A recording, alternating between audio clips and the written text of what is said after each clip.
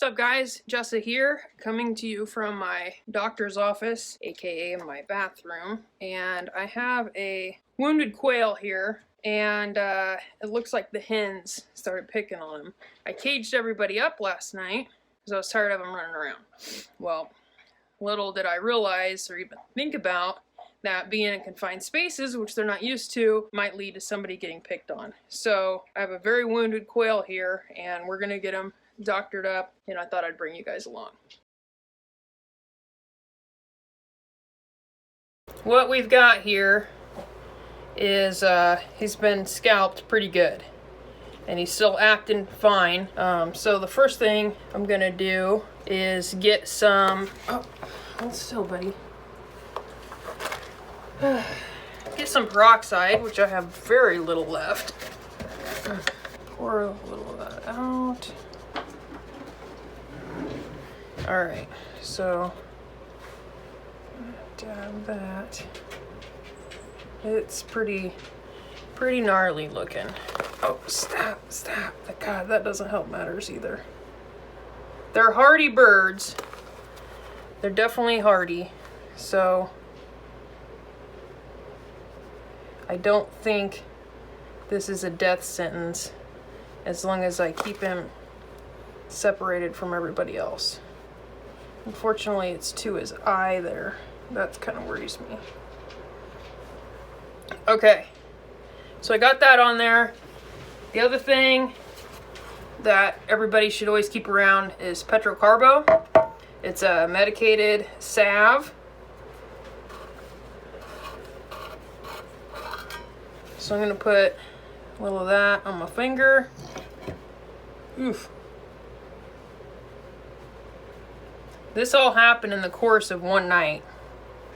Alright, and that's gonna get wiped on my jeans. And then, that's not it. Then I got Blue Coat. And this is an antiseptic. You put it on there and it helps protect the wound. I've used it on some chickens before. If I can get it open. It will stain the crap out of everything.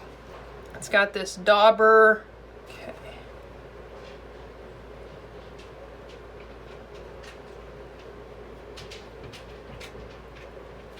Oh, yep.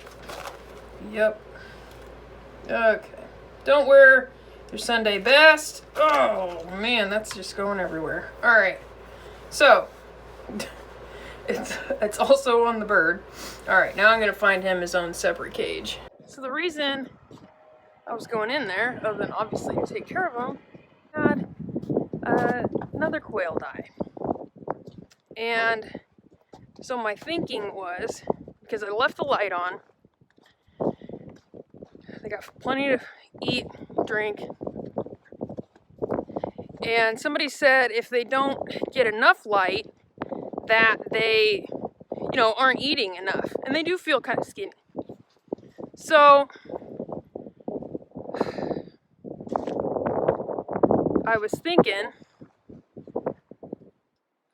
that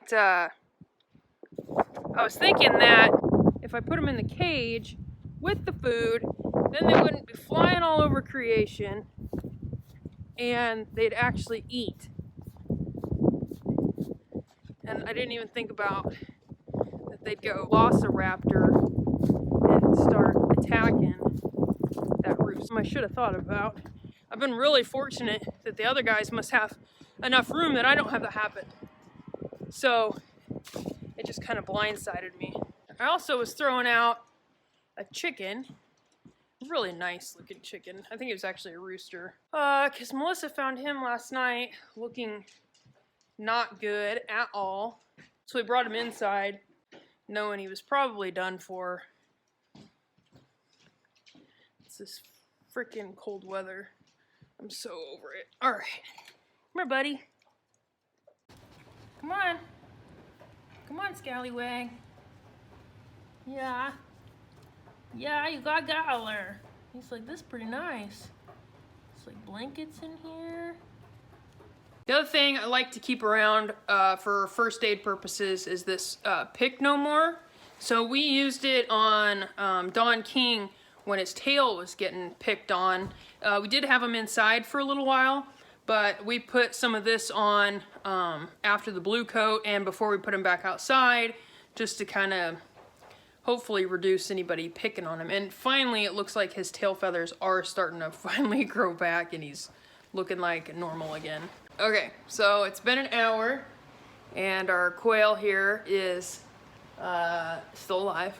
And I gave him some food and doesn't really look like he's ate much of it yet, but he's still like pretty perky. I think he'll be fine. I got online and did a little looking around to make sure I wasn't way off base with my prescription, my treatment, and this is super common with quail for them to get scalped. If you've got too many in together, too many rooster to hen ratio, that sort of thing. So, you know, don't be too surprised if you were to come across that. But my treatment is pretty common. The other thing that you could use is just some Neosporin. They say don't use the one with the painkiller because there's some toxicity involved. There is a little bit of debate about blue coat and food producing animals. And I've never heard that before, but it is kind of a common, I hate to say myth because I'm not a scientist, but doing a little more research and even looking at the label, I looked at the MSDS and I see no reason that you couldn't use blue coat with an animal that produces food. Now, I'm pretty sure this is a rooster, so I'm not really worried about it anyway. But I wouldn't worry too much about it. I've always used it. I know people that do, so it's not been an issue for me. But do your own research and do as you wish. You can use, like I said, Neosporin if you want. One of the main things in the blue coat is alcohol. The dye that, oh, I see him eating, so that's a good thing. The dye, and I didn't know this until I was researching, but that blue, I guess, makes the wound pretty much invisible to chickens, so it keeps them from picking on each other. So, just another, but you can use this on more than just chickens, goats, horses. Not recommended for use on yourself, but I don't think it's gonna hurt you any. But anyway, blue coat, it's a good thing to have in your first aid kit. We've used it several times.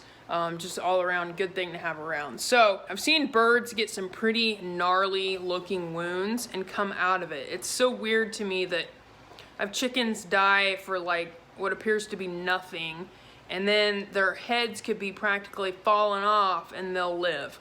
And then the same way with quail.